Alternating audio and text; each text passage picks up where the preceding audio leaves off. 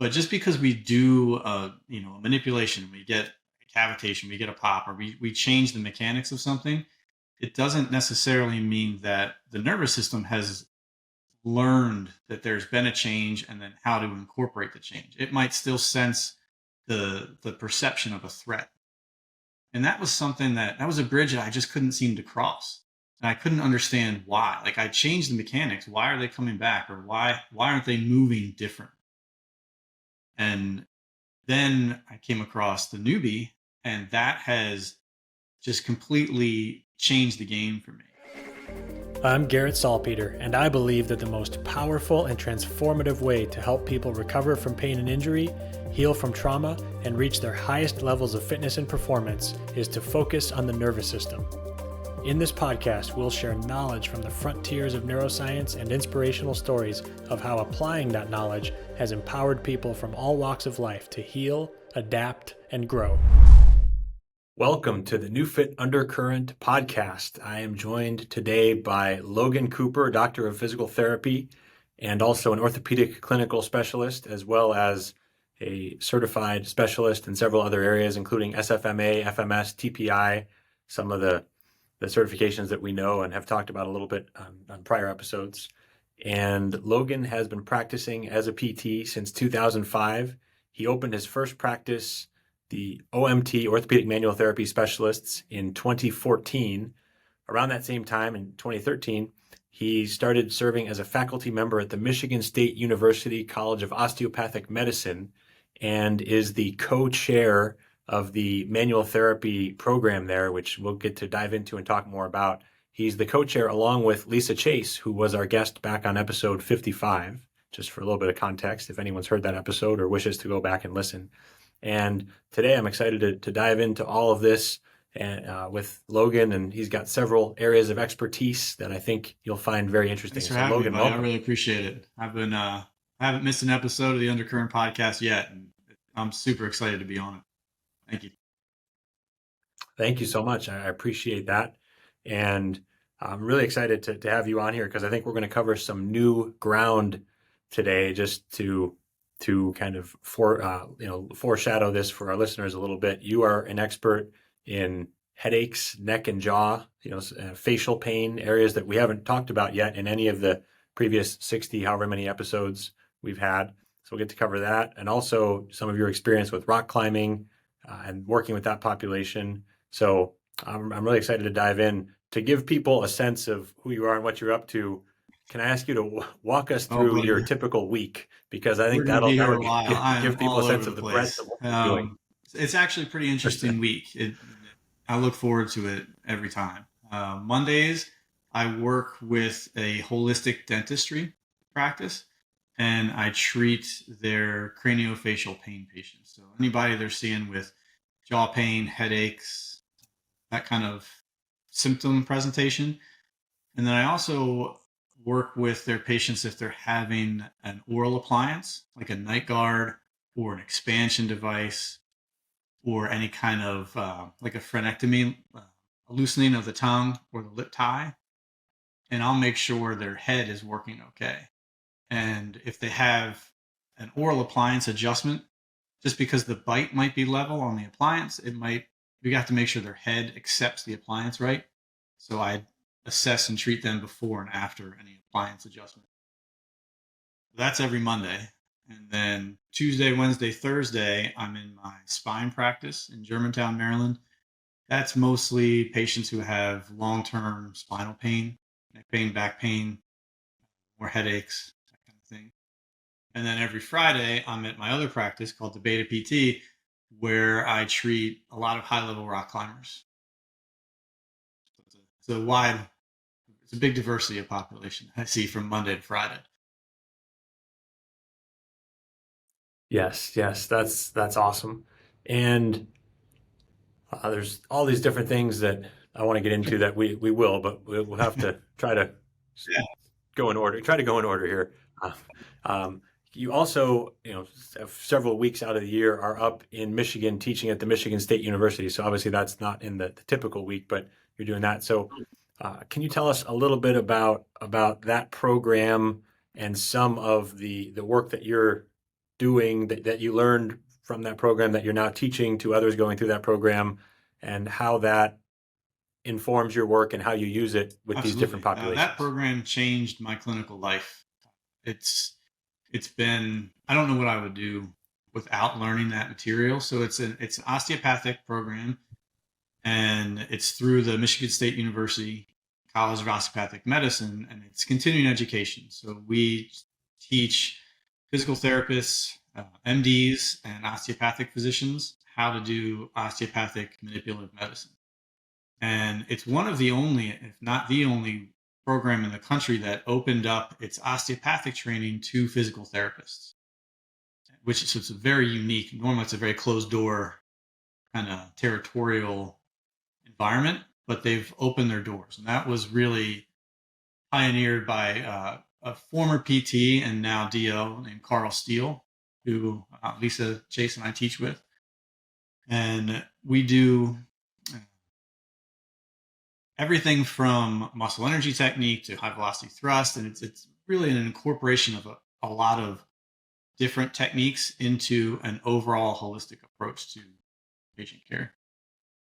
Awesome. And you are using those obviously in combination with the Neubie, of course, that we'll talk about, but using those techniques with your, jaw and facial and migraine pain patients and spine patients and rock climbers. Using it, it's informing your Absolutely. approach If I across the have board a there patient too, in right? front of me, it's a whole person. It's not just a jaw or a shoulder or whatever the diagnostic code that comes in. Right. So the great thing about the osteopathic Right. approach is it allows us a framework to look at the whole person and how it integrates into Mhm. their unique needs and their unique demands.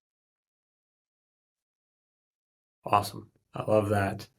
And it's interesting to hear how passionate you are and experienced you are with manual therapy.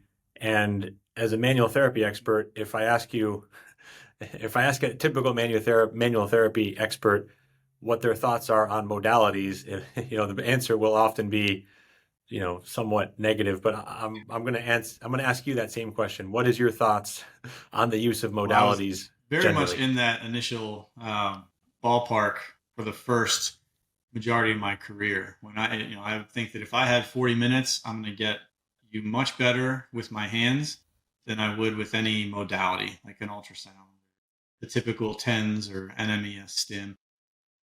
And then I was introduced to several different modalities. The biggest game changer has actually been the Neubie. And so with the manual therapy, it's a great reset of the nervous system. We can reset the system. But just because we do a manipulation, we get a cavitation, we get a pop, or we change the mechanics of something, it doesn't necessarily mean that the nervous system has learned that there's been a change and then how to incorporate the change. It might still sense the perception of a threat. And that was something that was a bridge that I just couldn't seem to cross. And I couldn't understand why. Like, I changed the mechanics. Why are they coming back? Or why aren't they moving different? And then I came across the Neubie, and that has just completely changed the game for me. And it's allowed me to influence the input into the nervous system, so then we can change that output and get that movement correction, because now we've resolved the threat.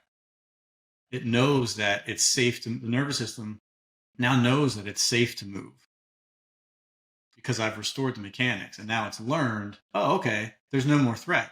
Now we don't have to limp. Now we don't have to guard against the movement. It's okay. It's safe to move. And I've never been able to unlock that threat before. The Neubie has been a game changer for me. I use that, and then a deep tissue laser has been wonderful as well. Awesome. I like that. We're obviously introducing with the Neubie electrical energy. There's value in light energy also, and I'm totally in favor of the combination of those. And I appreciate that perspective too, where it's, it's complementing what you're doing. It's certainly not replacing anything that you can do with your manual skills, your evaluation, and your interventions, and yet it's opening up that avenue, or allowing people to capture the benefits more, is sometimes how we hear other manual therapists talk about it, where you can open up this avenue for more movement. But then, like you said, if it's threatening, our brains are wired to make sure we don't get hurt and limit our range of motion, limit our output. And so if you can train someone to really own that new range of motion, that new opportunity that you've opened up, then they have a chance to keep it and to really own it. And it just, kind of fits hand in glove. It goes really well together. So I love to hear that description. And I'm honored that, the Neubie has made it into your repertoire there, alongside those it's manual been really skills. great. The way I kind of present it to patients is that when we have an injury or a threat that comes into the system, okay, it doesn't even have to be an injury. Sometimes it can just be a perceived threat, but most of the time people are coming to me because of some kind of injury. And the nervous system has a few responses. It can turn muscles extra on to kind of protectively splint an area from moving because it doesn't want to hurt. It can turn other muscles extra off so they're not pulling on that threatened area. And it can create pain. So those three things. Because pain is always an output. It's always a response. Muscles turning extra on or muscles turning extra off, regardless of the distribution of those three things, and often all three happen together, the area where that threat has come in, the sensitivity, the threshold gets lowered. The nervous system is extra sensitive at that area. And the way that I approach things is I try and restore the mechanics to offload the threatened area, and then use the Neubie to find exactly where that threat is coming in and raise the threshold so it's not as sensitive. And that sequence tends to just work phenomenally well, especially in people. The majority of people I see have been in pain for 5, 10, 20 years. It's like almost a lifetime. So their nervous system has learned to maintain this. They've had homunculus smudging. So they've had literally changes in their brain that have been made over this course of time. And this allows us to wake those brain centers back up and redefine these areas that have been just smudged and unclear for so long. And just changing the mechanics doesn't always affect that neurology. So that combination has been key. That's awesome. That's so well said. I think I want to capture this segment here and put it on the homepage of our website. That's just the perfect overview, the perfect 2-minute overview of what this type of approach can do. That was beautifully said. Thank you. And now with that background, I think that conceptual understanding of manual therapy and how technology like the Neubie can help support that, I think it's a great time to dive into some of the specifics. So how are you using this approach? For example, with the people who have facial pain, jaw pain, migraines. Let's dive in deeply on Totally. from the neck upwards, because this is an area that we haven't really talked much about on the podcast. And there's of course general principles still apply, and like you said, you're treating a whole person, but there's also specifics for how to handle cranial nerves, and there's unique techniques and approaches and perspectives here. So let's dive in and talk to us about how you approach these challenges, these diagnoses, and in kind of whatever order makes sense to you. I first start with getting everything as back into as postural balance as possible with the manual therapy and the mechanics.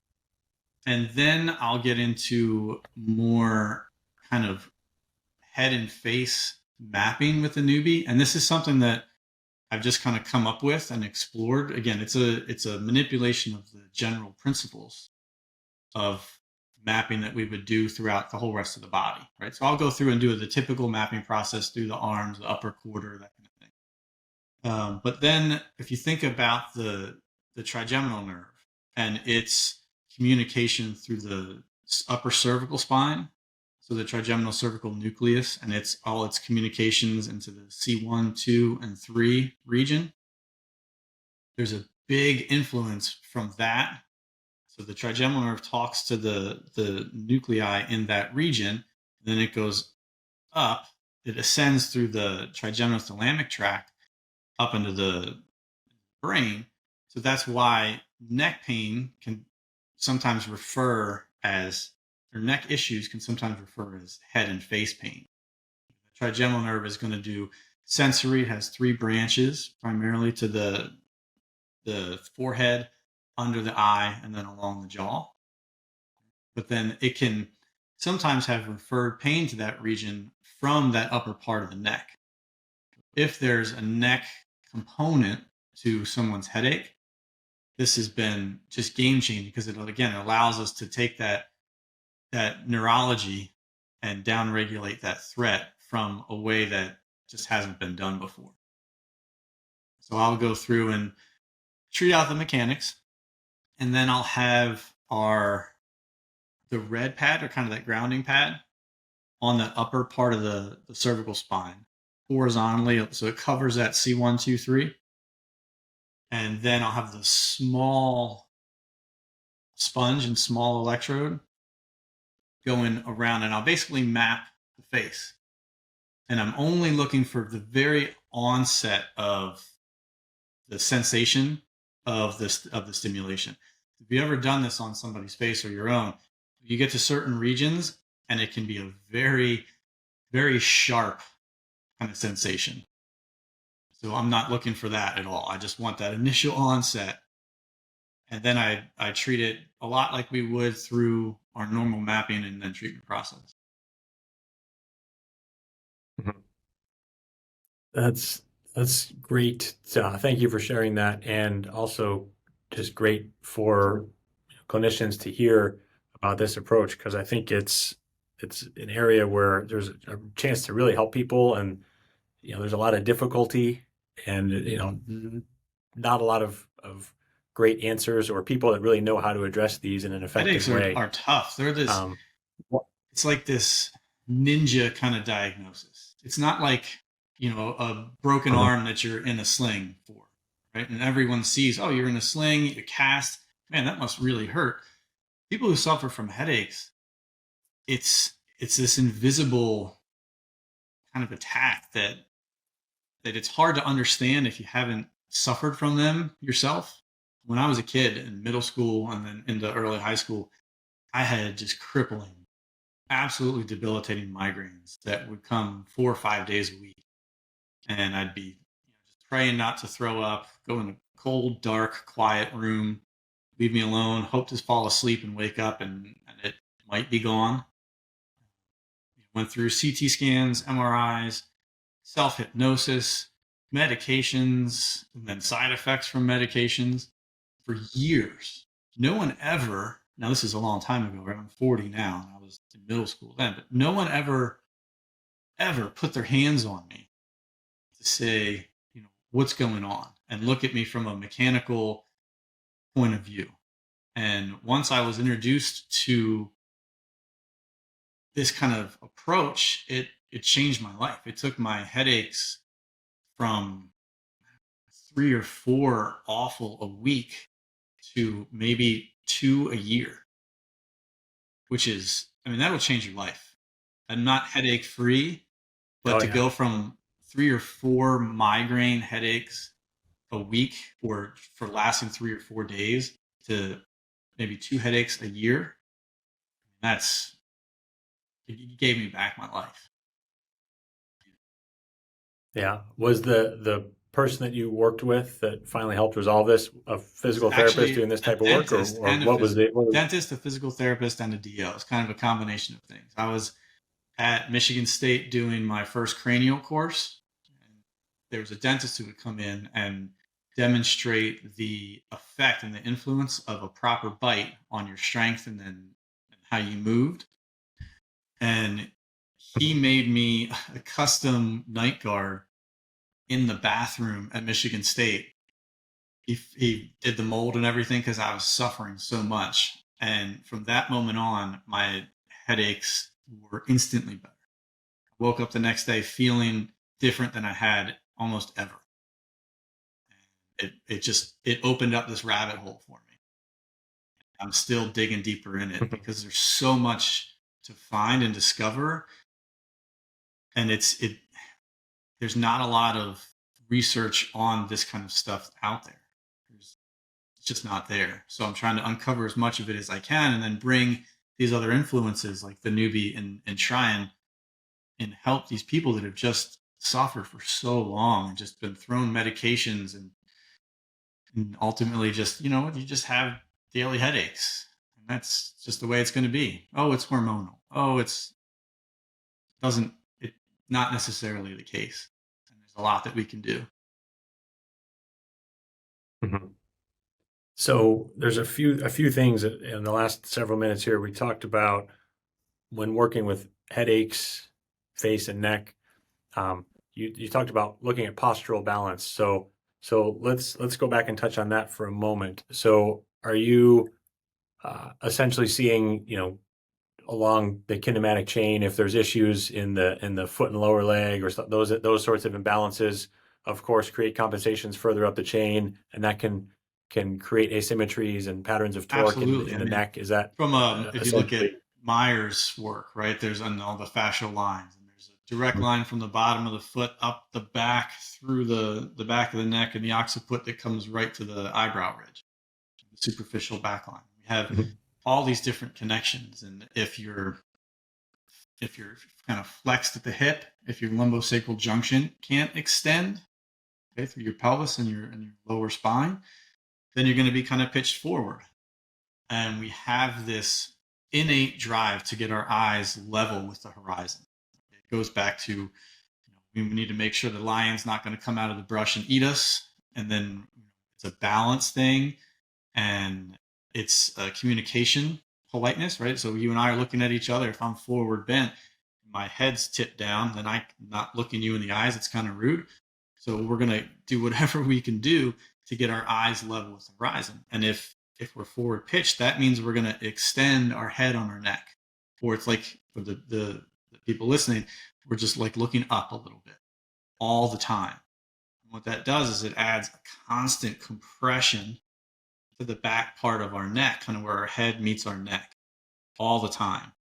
Now that we're on computers and sitting, and the computers have their own kind of gravitational force to kind of pull us forward, right, to get that forward head posture, we've got to get that head back into the plumb alignment where it should be, or as close to it as possible, to decrease the stress on the neck. How that influences up into the rest of the head and the jaw. And if you talk about those fascial lines, there's one on Absolutely. each side too. So what you're describing could be asymmetrically more severe on one side, introducing perhaps a rotational pattern also in that, Correct. on Absolutely. top And of that, then what right? happens is people have had this typically for a long time, and they've strength trained on it, and they've tried to put fitness on dysfunction, and you can't do it.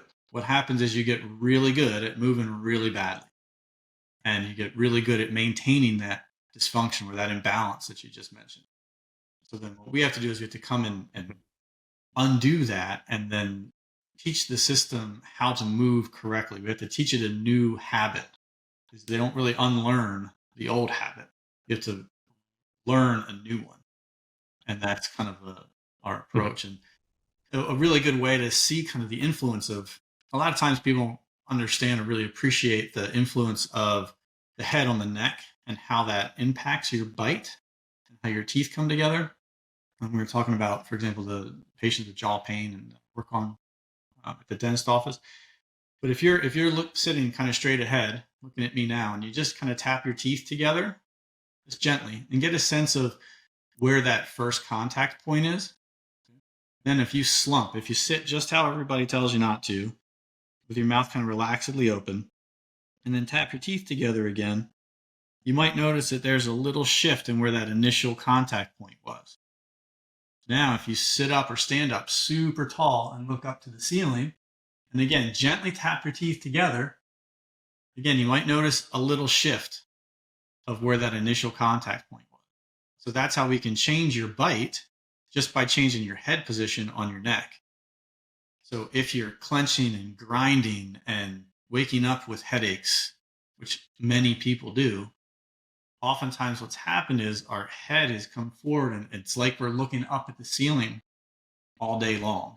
So our jaw kind of shifts backwards in the socket. And then these chewing muscles, these muscles on the side of your head, kind of by your ear and your temporal area, and then below your cheekbone, are working so hard to get the jaw recentered in the socket.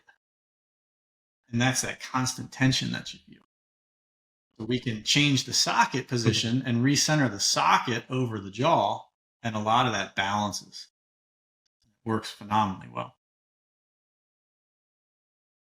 Excellent. Thank you for that description. I think that really helps, bring it to life and help people really get a feel for that connection of how posture and position elsewhere in the body can affect the jaw.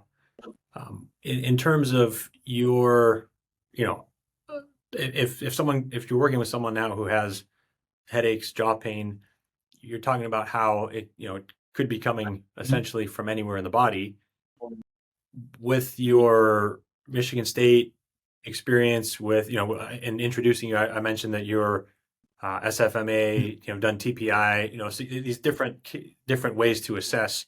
How are you, when you have a patient in front of you with these types of issues, how are you essentially finding where you need to go first? How are you finding whether it's a posterior chain on one side or whether it's something more local on the neck? Can you talk to us a little bit about how you're focusing your efforts to get the most bang for the buck with that patient? Is the hardest question in manual medicine. Where do you start?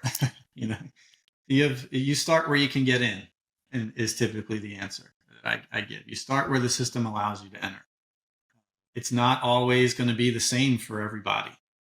I tend to start kind of from the middle and work out.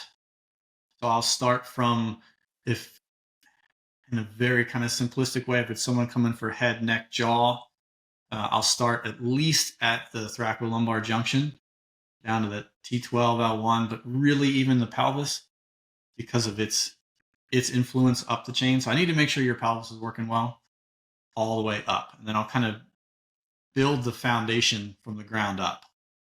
I look at the jaw, and the head is like the roof on a house, right? If the foundation is slanted, the roof really doesn't stand much of a chance. So I work my way up to it and get rid of as much artifact or influence from these long levers. So the long levers are some of the, like you were talking about, these fascial lines and these long muscles that can pull and torque and twist.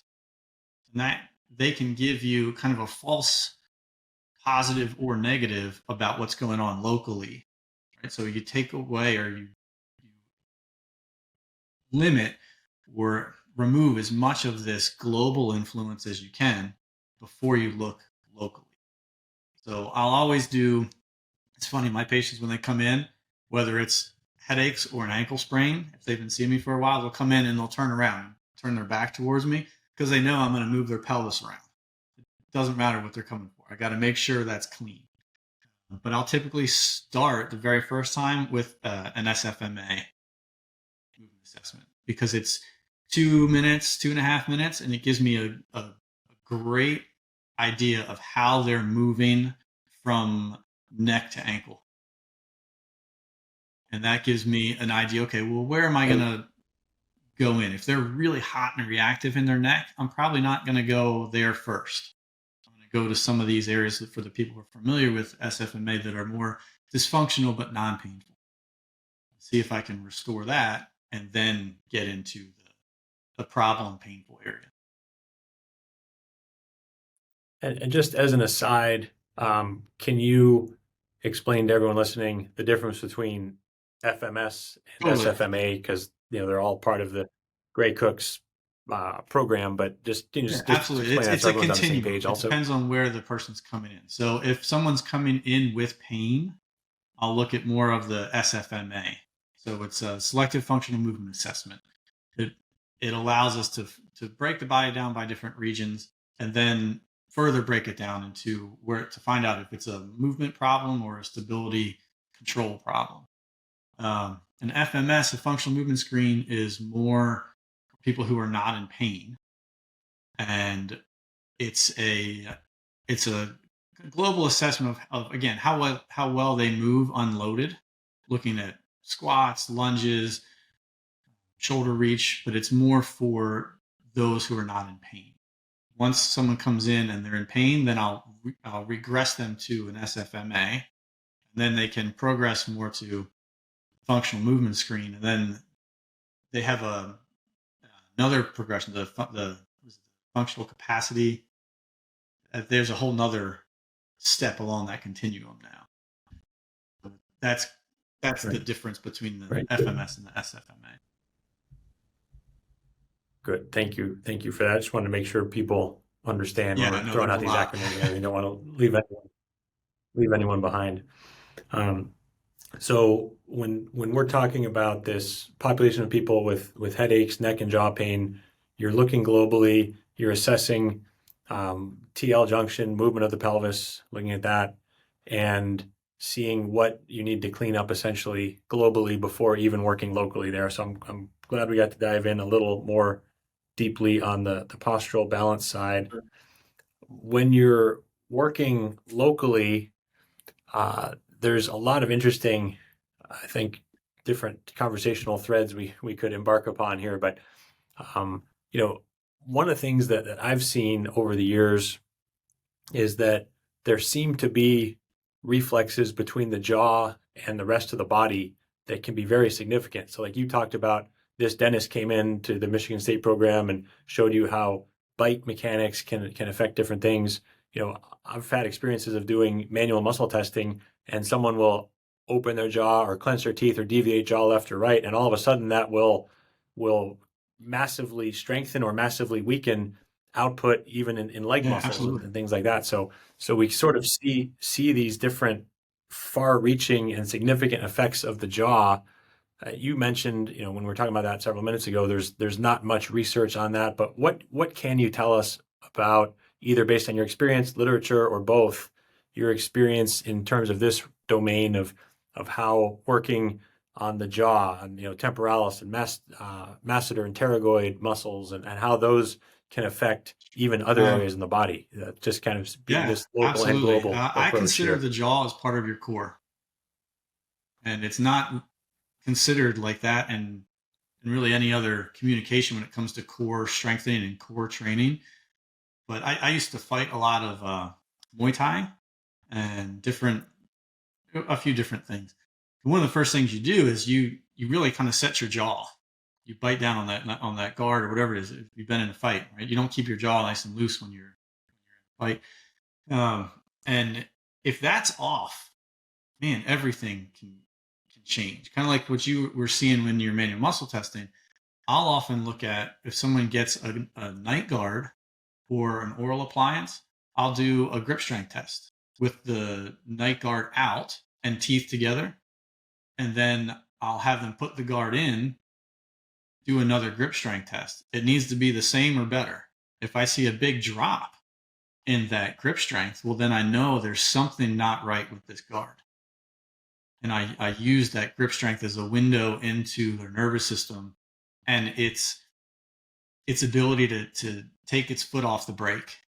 If the nervous system senses a threat, it's going to limit the amount of force that it's going to allow you to give because it doesn't want to do too much. If I can take away threat, it's like changing the governor on an engine. It's going to allow you to go faster. It's going to take its foot off the brake. And a well-fit guard, a good occlusion, so your teeth coming together, then we should see an increase in strength, an increase in grip strength, more vitality through the head. The bones in the head, the cranial bones, should all move. It's not fused bowling ball like we were initially taught. It doesn't move like your elbow bends, but there should be a rhythm, okay, a certain rhythm, a rate, and an amplitude, and a well-fit bite or well-adjusted bite, whether it's without a guard or with, should promote mobility and vitality through that system. And that's what I assess. If there's a dampening of that vitality, a decrease in the grip strength, even if the guard is level or the bite is level, something's not right from a functional point.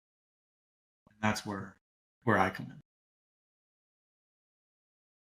That's a fabulous description. And one follow-up question, what is the effect size that you're seeing? So if you're looking at someone's grip strength, for example, are we talking like, a 0.5%, or are we talking it more depends on the significant? initial start, but up, 10% is not unheard of at all. If someone's got a 70-pound grip strength, it'll go up 7 to 10 pounds, which is huge. Or if they're already asymmetric, right, with the guard out or before the treatment, you can get a balancing. You can get an increase in the weak side now within only a couple percentage difference from their dominant side, which is huge. And the relationship between grip strength and all-cause mortality is massive. The 10% drop in grip strength could lead to, is shown, forget the exact study, but to a significant increase in your risk of dying within the next 5 years. A drop in grip strength. So if I can raise your grip strength by 10 pounds, man, we could have just prolonged your life to a degree, right? Maybe not that extreme, but it's not unheard of to see. I'll see again 10% changes pretty routinely. Yeah, I'm so glad to hear you say that, because that's congruent with my more subjective experience, actually more fairly objective experience using a handheld dynamometer also, and seeing changes. And for reference for people listening, in our NeuFit certification curriculum and continuing education courses, our level 1 course is applying the 80-20 principle, giving people the techniques like we've talked about here and on previous episodes of mapping and master reset and foot and hand bath that are going to be the biggest needle movers for the most number of people.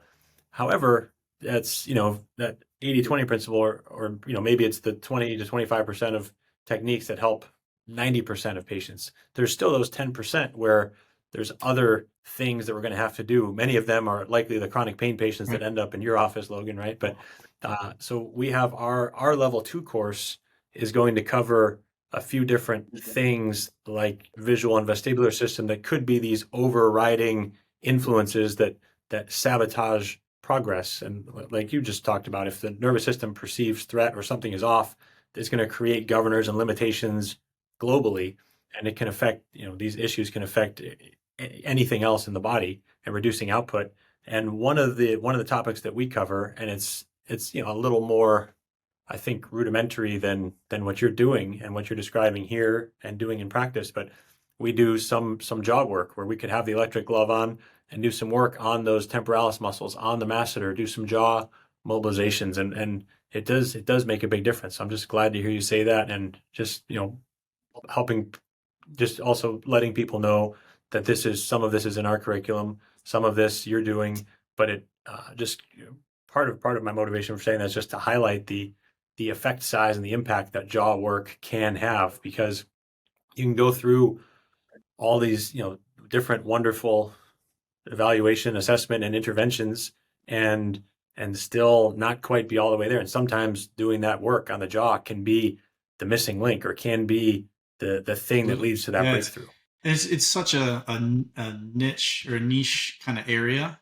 It's a very subspecialty area that even if you don't work on the jaw, understanding that it's there and its potential influence, and then have a connection with a good dentist or a good myofunctional therapist who will work on tongue strength and mobility and understanding its potential influence into the system is huge. Because just like you said, that last little 10% sometimes can make all the difference in the world. Yeah, beautifully said there. If you're ready to supercharge your practice, listen to this. Garrett and Team NeuFit have just released a new online course entitled Introduction to the NeuFit Method. In this detailed 8-hour course, you'll gain mastery of the fundamental techniques in our practice, including muscle testing and activations, nerve glides, and joint articulations. You'll also get introduced to our patented direct current stimulation device, the Neubie, an incredible machine that's empowered professionals just like you to help their patients heal, adapt, and grow faster than they ever thought possible. To learn more, go to www.neu.fit/learn. And now back to the show. So we've talked about the importance of posture and how the foundation, if the foundation is flawed, the roof doesn't stand a chance. Talked about mapping on the head and face and some of the work that you're doing there, the relationship between the trigeminal nerve and the cervical spine. Talked about jaw reflexes. But let's see, before we move on to, talking about rock climbers, totally different. Of course, jaw affects grip strength, so there's a connection there too. But anything else that we need to cover in this sort of survey of the headache, neck, jaw topic before we move on to a different population? We covered a lot there for sure. It's a really amazing area to work on, and you can change people's lives with changing their headaches. And I just can't emphasize enough how disruptive headaches are. And it can be such a hard population to work with because they've typically been in pain for so long. But if you can give these people even just a little bit of relief, take their headaches down from daily to weekly, then over time, and I know you've said this before, it's not about being perfect, but persistent, right? So stay persistent with this care and this kind of approach, and understanding that you're trying to change a nervous system that has learned over a long time how to maintain it and keep its problem and its pain. So if you stay persistent with this and use these approaches, whether it's a combination of the manual therapy and then trying to influence the nervous system through the Neubie and retraining, and if you can just baby step it and stay persistent, you're going to make a world of change for these people. It really is amazing. Yes, beautifully said there. And let's transition now. So we're just essentially going chronologically through your typical treatment week here, starting at the dentist's office, then working with chronic pain patients in your own practice. Let's transition to the latter portion of your week, where you're at the Beta PT, your other office inside of a rock climbing gym. Can you tell us a little bit about your experience with rock climbing and some of the unique demands of that sport? That's something else we haven't covered yet on this podcast, and something that I don't know a ton about and will enjoy learning more about too. And then we can get into how you're treating those athletes and stuff. But can you help us kind of understand your experience there and the demands Absolutely. of that sport? I got into climbing when I was in PT school. So in physical therapy school, I had less than zero money, right? You're just racking up debt. And so I like to do three things. I like to rock climb, I like to sail, I like to play golf. So I taught rock climbing, I taught sailing, and then I picked up range balls at a golf course. So I could do the three things that I love to do without having to pay for it. And that was my real introduction into climbing, and trying to teach climbing movement really helped me understand the demands of the sport from a very early stage, as I was, because I would teach climbing movement before I really understood movement. And so as I was learning movement through PT school and all of our training in school and then in clinic, I was learning more and more about teaching climbing movement, and they just kind of stair-stepped each other up. And it was a really great way to learn it. Then once I started treating more climbers in my region, I'm primarily in Maryland and Virginia, there's not a lot of therapists, physical therapists in this area that work on climbers. If you go out to the West Coast, there's some PTs that work with a lot of climbers out there, but there's not very much on the East Coast where I am. And so I had climbers come from all over to see me, and it just turned into this amazing opportunity. But I was still primarily only in my spine practice then. And it was really hard from a business perspective. So I know a lot of your listeners are clinic owners. So you have, as a clinic owner, and you're trying to market, you really want to market to one person. You want to talk to one person in all your messaging. So it's consistent. It's reproducible. The person who hears your messages, they hear your message and they say, oh, Garrett's talking to me. Right? So to have that conversation with a rock climber is a very different conversation than someone suffering from chronic spinal pain, which is very different from someone suffering from jaw pain and headaches. So I created the Beta PT so I could have that conversation with climbers and really focus on their unique sport needs and demands. And it's grown so much. So I'm within Sport Rock is the name of the gym that I'm housed within, and they have a climbing performance institute. So I'm the head therapist for that whole performance institute, and it's been just amazing. I could go there and work 12, 13-hour day and just come out so energized and excited because I love working with climbers. That's awesome. I love that feeling too of doing things, and I'm grateful to say I often feel this way too. Where I go through a work day that sometimes, or to some people, might feel like a grind and depleting, but to feel energized from that is a wonderful feeling and a sign that we're on the right path. So I acknowledge that. I like that. That's and it's one of the things you and I are both are both our Whoop brothers here. Tracking our metrics and stuff. And just as an aside, that's one of the things that I find, I'm obviously very diligent about my lifestyle and setting my circadian rhythm and, when and how I eat and my exercise and movement and, non-exercise movement, all these things. But I do find that probably the biggest lever is my mindset, my mental state, how I'm feeling about my day. I think that seems to move the needle on my, recovery metrics and everything more than totally. Yeah, absolutely. And that's one of the reasons why I love Whoop, and I've been on it for over 3 years now, and really recommend it to all my climbers. Is that we take a very personalized approach. Your needs as a person and as a climber are very different from someone else's needs, who's a different person and maybe a different type of climber. And if we really want to specialize and make that care, what the care that you need, very unique to you, well, we need to do that based on how your body's ready to accept whatever challenge we're going to give it, right? Just because you have a hard workout or a hard climbing day scheduled doesn't mean that your body's ready for it. It's just an arbitrary workout on an arbitrary day. This thing that we call a calendar. It doesn't really mean anything if your body hasn't recovered from what you did yesterday. So we'll look at your Whoop score. Are you green, yellow, or red? And if you're green, for those of you unfamiliar with Whoop, it breaks it down into how kind of well you've recovered based on a bunch of different metrics: heart rate variability, strain scores, all these different things. And green is typically good, like you can really go hard that day. Yellow is, yeah, you did pretty well, you can go, but pace yourself a little bit. And red is, all right, well, let's focus on recovery because maybe you had too much alcohol, or you didn't sleep, or you had an argument with your significant other, whatever.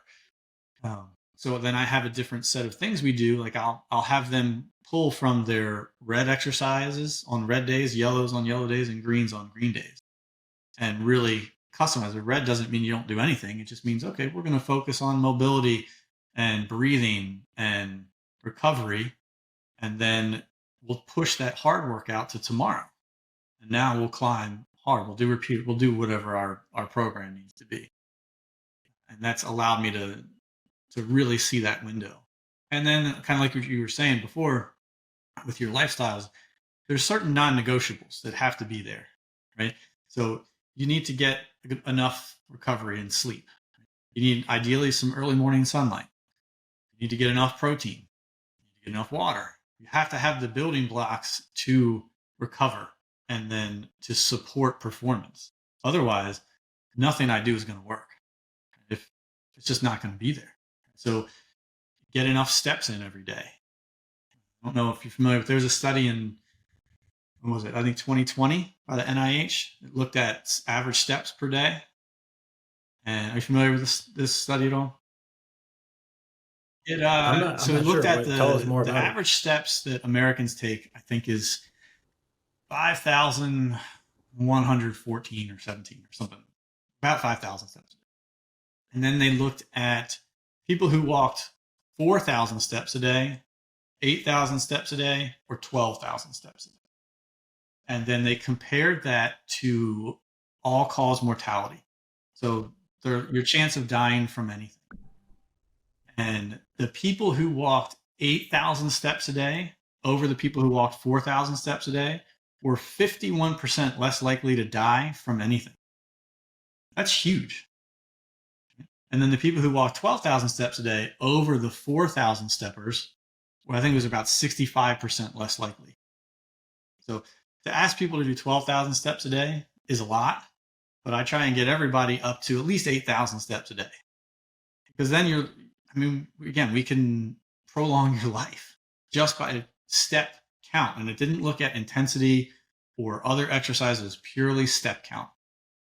And it's things like, parking your car farther away from the food store, walking into the food store, walk the cart back to your car, and then walk the cart back to the front of the food store instead of the little aisle thing, where you can put the cart, like that kind of stuff. So that goes into the lifestyle that you were mentioning. There's certain non-negotiables that just have to be there. And then, Yeah, I love that. This is a bit of a bonus topic. Just piggybacking on what you said, one of my favorite authors is a woman named Katie Bowman, who many people listening to this podcast will have heard of. If you haven't, it's Katy, then Bowman, I believe, Katie Bowman. And so she talks about the distinction between movement and exercise, and how in our society we've essentially come to the collective belief that all that really counts as movement is these formal blocks of exercise in the gym.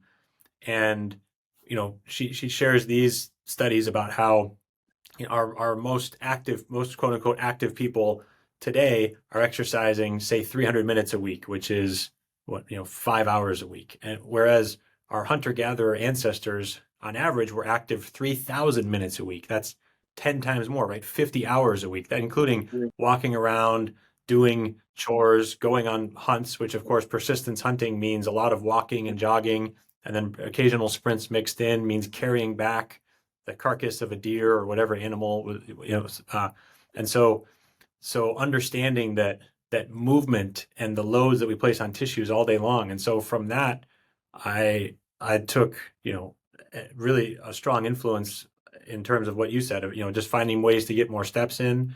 And then also during the day, spending time sitting cross-legged when I'm on my phone or laptop instead of just being in a chair, and alternating the positions of, sitting 90-90 one way and sitting the other way. And that's helped me a lot. I historically have just been more stiff, connective tissue, joint wise. And that's made a big difference for me, because it's no extra time or extra work. It's just, but that counts as some of the overall movement exercise. You know, if you look at movement, if you're listening, you can't see me, but if movement is kind of a big circle that's the size of the whole screen, exercise is just a small part, a smaller circle inside of that. There's all these other things that count, and more movement is the goal, not necessarily just more exercise. So I'm I think a huge fan of hers as well. And a lot of what she talks about is nutritious movement, right? So we want to take, to use her term, I believe it's movement snacks, right? And what I tell my patients is this, is like, you could eat broccoli all day long. Broccoli is good for you. Right? It's a healthy food. But if all you ate was broccoli, you're not going to do great. You're going to have a ton of gas. And you're just not going to do well. Right? So while broccoli is good, you also need fruits and meats and other nutrients in your diet. Well, movement is the exact same way. If all you do is one exercise, or you just go to the gym and you do that one routine, and or you just go for a run every morning, and that's it, while that's good, it's not a nutrient-dense diet of movement. And that's what we want. We want all these different macro and micronutrients from our daily movement. Maybe, we get up and we walk to the water cooler backwards. How often do you walk backwards during the day? Probably not enough, right? But that's just this change to your nervous system. It's this little movement snack during the day, 30 seconds. Just take a little 30-second backwards walking break.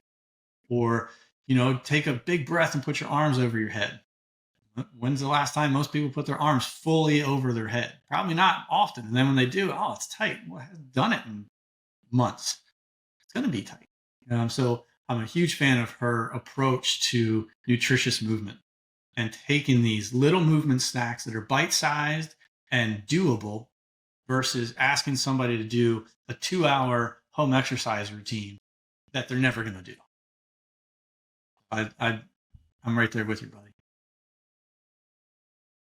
Yeah, I love that. That was very, very well said. And I hope that the insight will have the same effect on people listening as it did on me, where it really has shifted my perspective in the last few years and helped me, be healthier and move better. And all, it's really has made that shift in perspective between movement and exercise and finding ways to take these movement snacks. And, this perspective has really been a profound improvement to my quality of life. So I appreciate you sharing that insight there, and glad we got this absolutely bonus. This is also to tie it back in with the rock climbers. This is the stuff. This is how I approach my climbers as well. It's like I try and they tend to be hyper focused on their sport, but they have a whole life outside the gym or the crag that they're bringing to their performance. So I have to, again, look at them as a whole person and say, okay, well, how can we get these little gains? So there's a principle called aggregation of marginal gains. And this was brought into the British cycling team years ago when they were having a big drought in performance. And rather than trying to make one huge gain and perform better, they brought in the new coach brought in a dentist to teach them how to brush your teeth. A doctor to teach them how to wash their hands. They changed the paint color in the van so it picked up dust better where the bikes were stored. All these little areas.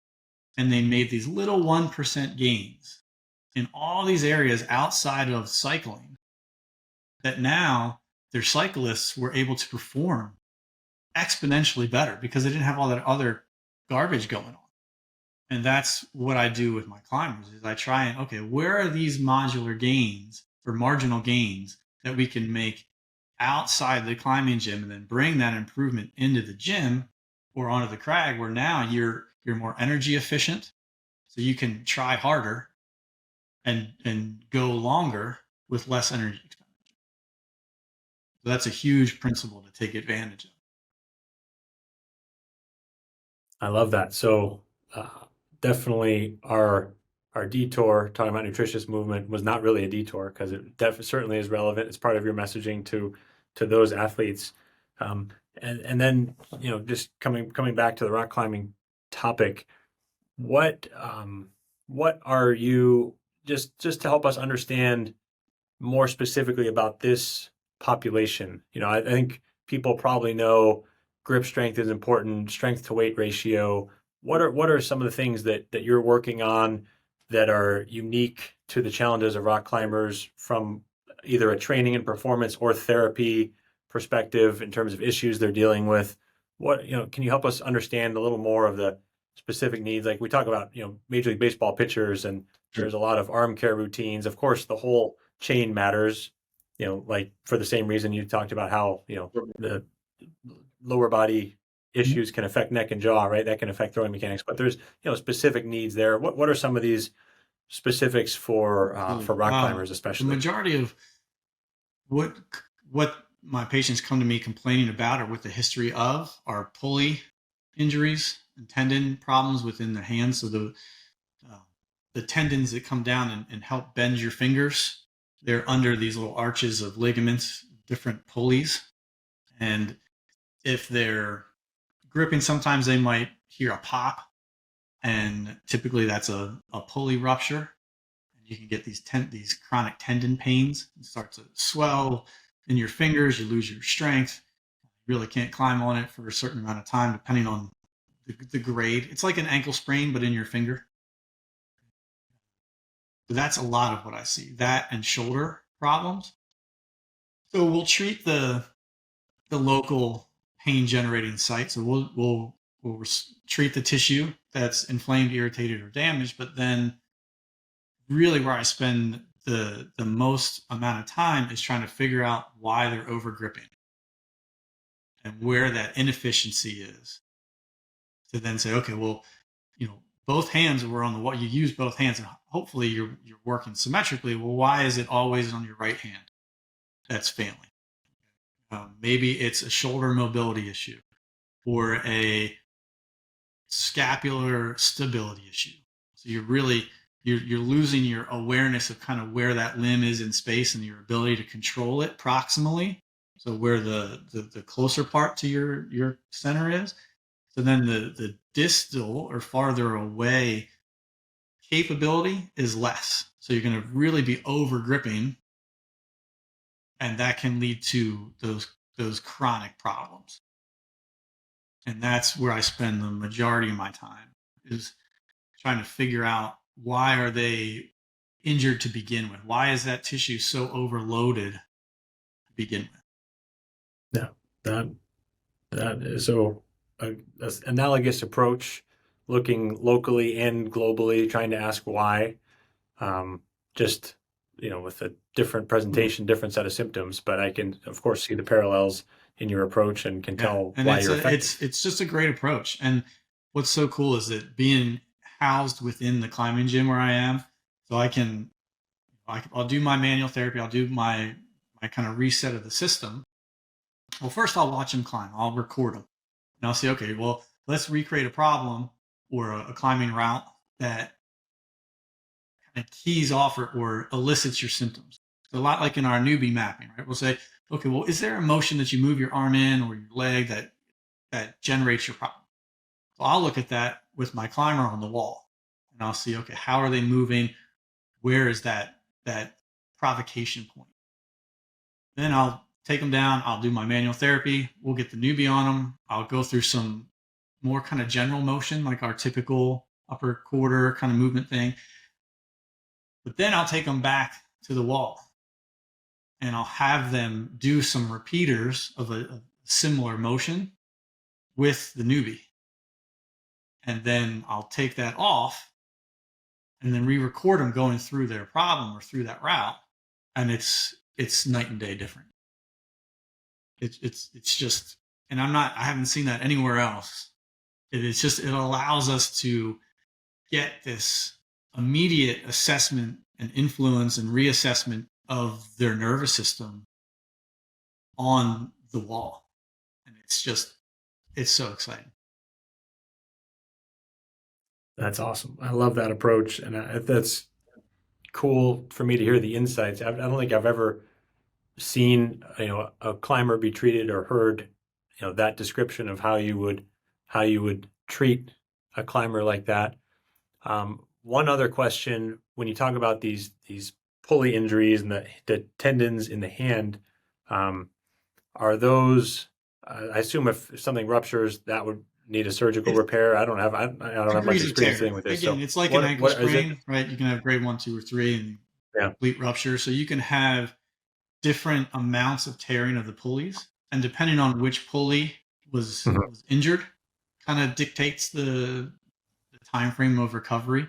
And then were there also tendon influence as well, or tendon damage from the flexor tendons? So we have two flexors of our fingers, the superficialis and the profundus. So one goes to the middle kind of bone in the finger, and then it kind of inserts like a Y into that bone, and then the other tendon comes through that to the tip of the finger and bends the end part. So sometimes we can have a tendon influence. You should be able to do just like see it here.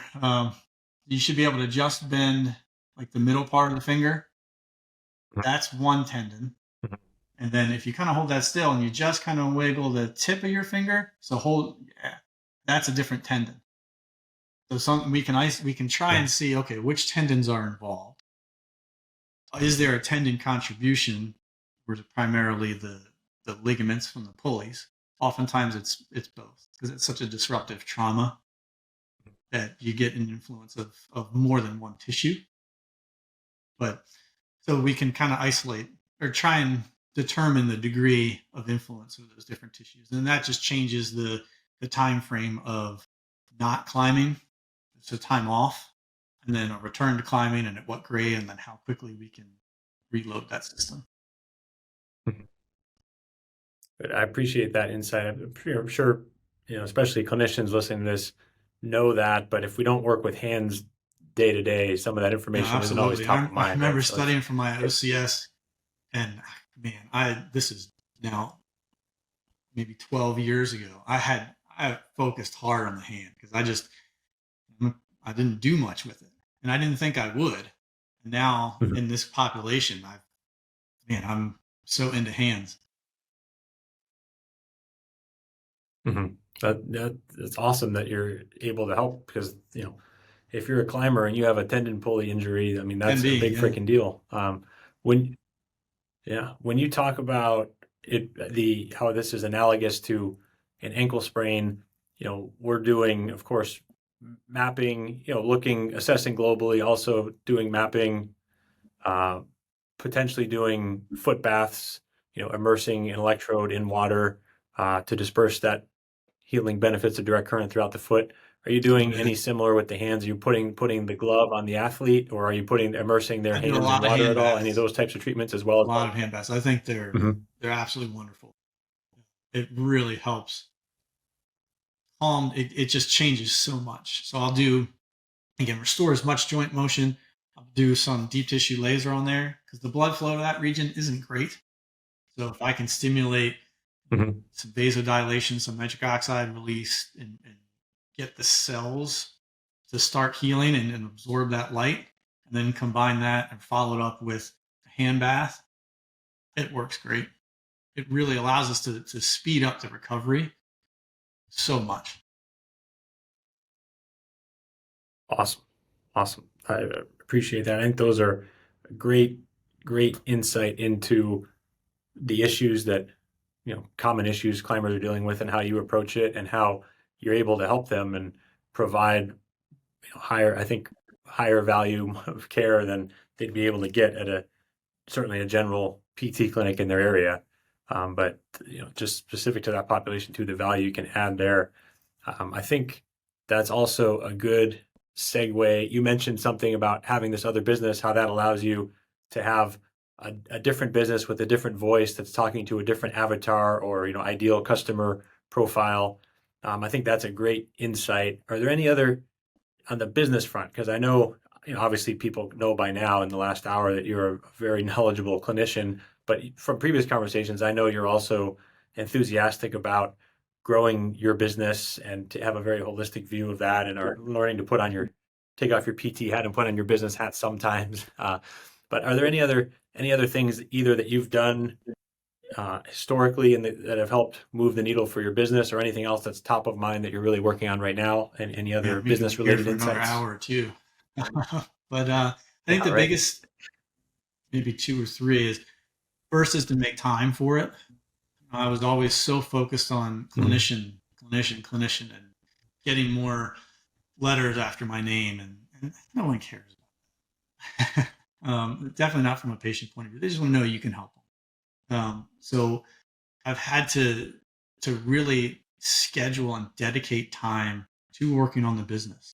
So every Thursday in the morning, I have dedicated 5 6 hours where I'm at my home office where I am now before I go into the clinic, and I work on the business, think about marketing plans. I go over different metrics and actually put on the business owner hat and allow myself to take the clinician hat off because I've scheduled dedicated time that's non-negotiable. My schedule at the clinic, I'm booked through February or March of next year. And at the time of this recording, we're middle of October. So there's always people asking, well, can you fit me in? Can you fit me in? And in the past, I would do that. I'd bend over backwards to just get more people in to try and help them. And what I've really been working on is making this dedicated time absolutely non negotiable. This is my business. We'll figure out how to get you in during clinic time, or maybe I can do something else. But my business time is now my business. That's been very hard for me to do because I constantly want to make everybody else happy. But this is just it's what I've had to do. That's been a huge game changer. Number two would be to Yeah. find a business mentor. I've gone through, I have really two mentors. So Darren Hardy is a big one of mine. And I've gone through a lot of his training.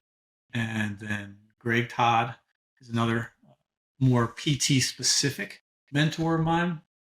And being a part of a group that's focused on business and business growth is huge because we're not taught any of this in PT school or along the way. We're not taught how to market and how to talk to people and do anything even remotely related to business. So it's how do you learn it? Some people can learn it from a book. I think that's great. I try. I'm reading all the time. Like Alex Hormozy's stuff is phenomenal, absolutely wonderful. But I like interaction. So being a part of a group that's also going through similar things and we can troubleshoot. We meet every week. You mentioned Lisa Chase earlier. She and I are in the same business mentorship group, and it's so great to have a community to be a part of that you don't feel so damn alone. It's so hard as a business owner, and you can feel it's just the weight of the world. Like you've got all these employees that rely on your ability to make the right decision, and then you got your family, and you have your patients, and it's one brick upon another on your shoulders, and it can feel super lonely sometimes. At least that's been my experience. So being able to be a part of a group has been huge, just absolutely, just so important to me. Awesome. I think that's great advice. And in terms of the business time, setting aside time to take off your clinician hat, put on your business hat, I think there's an interesting thing that happens to people who are successful over a career, and I certainly would put you in that category, where it becomes necessary to have a flexible identity, to change identity over time, to be able to, in a certain season, identify as a clinician, get all those letters after your name, become a true expert, put in your, 10,000 hours, but of course it's more than that in your career. But then, like a snake sheds its skin in order to grow, we have to be able to put that aside and assume a new identity. And that can be painful because it's uncomfortable. There's a fear of the unknown. There's a fear of failure or a fear of success, or, there's, so to be able to do that, I think is one of the most important, abilities or perspectives to have there. So I'm glad you mentioned that. And that's just, an idea that I think we can all kind of self-reflect on of, how are we, what identity shifts have we made during the course of our careers? Is there one that we may need to make in order to go to the next Absolutely. stage of our And career? I That's tend to good. be an early And I love adopter that. to things. So when Mhm. for example, the Neubie, when I came across that and what it could do, wow, that's really cool. Let me try it. And it wasn't more of well, let me give it a couple more years, let it really go. And it was already been like you already put in the work to get it to the point where it was when I came across it years ago. And when I when I find something like that, I just go at it because if I'm going to fail real fast because that will give me more time to learn from that mistake and then recover. Not that I failed with Newbie. I think it was great. It's been a huge success, but I think being open to change and to the skin shed, as you just mentioned, and then some of these other alternatives and ways to incorporate different avenues into your practice and not just be so stuck in your way has been really important to me too.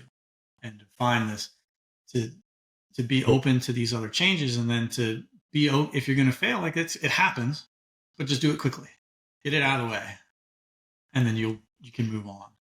And being open to that is Yeah, really that's really important.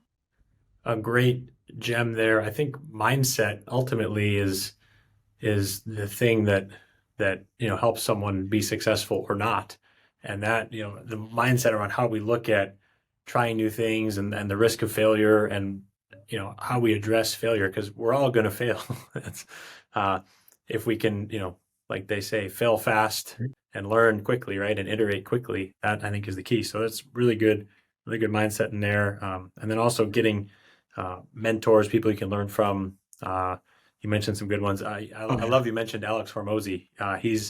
He and I actually in 2017 and 18 were in business coaching group together. So I got to interact with him. He lived here in Austin for a period of time too. We got him on the Neubie. And for people who don't know his career, he's taken off. He had this business called Gym Launch that trained gym owners how to market, how to retain customers, how to grow their business. And he's just, a brilliant entrepreneur. And he talks a lot about, how the best people, they never don't do the basics. So mastering the fundamentals and sticking with it on the blocking and tackling, or, just the basics can take you a long way. And it takes discipline and doing the right thing over and over and over again. So in terms of mindset, I love his content. That's definitely worth a follow on stuff out social media. $100 million offers and leads, and the whole series coming out, and it's just it's brilliant. And he gives away so much, and I love his stuff. Yeah, me too. And if anyone is wondering, was he giving all this away? Does he have an ulterior motive or something? So he's at the stage of his career now. He basically gives away, essentially a business school, an MBA education for free to most people to give back to the world. And then there's a small number of people who are business owners who he will then invest in and make part of his portfolio company, where he'll take an interest in the company to help them grow. But, it really, for most people, is just amazing, valuable content for free, right? Or the cost of a book if you buy the book. Yeah. So it's good. I'm glad you mentioned him. I think that's a good note on which to end here. We covered a lot. I mean, your treatment approach, headache, chronic neck pain, climbers, a little bit on lifestyle factors that really move the needle with recovery and health and performance. I want to go back and listen to this one again, but I appreciate you being on, Logan. I know, especially, we heard you're booked for 5 or 6 months out here. So making the time to share your wisdom and insights with everyone here, I really appreciate. If people want to follow you on social media or check out your website, what's the best place to look you up and follow along on your journey? Touchy subject. I got to get better at it. I'm working on it. OMT Specialists. Well, you'll find me on Facebook there, Instagram as well. Website is just OMT Specialists. That's Oscar Mary Tango Specialists with an S at the end there, .com. That'll bring it to me. You could also go to the beta, BETA, PT.com, and that'll get you to me as well. Awesome. Well, thank you so much for being on the show here. I really, really appreciate the insights. I think this was extremely valuable. Hope everyone listening feels the same way. We appreciate you tuning in, and we will see you on the next episode of the Undercurrent Podcast. Thanks so much. Bye-bye.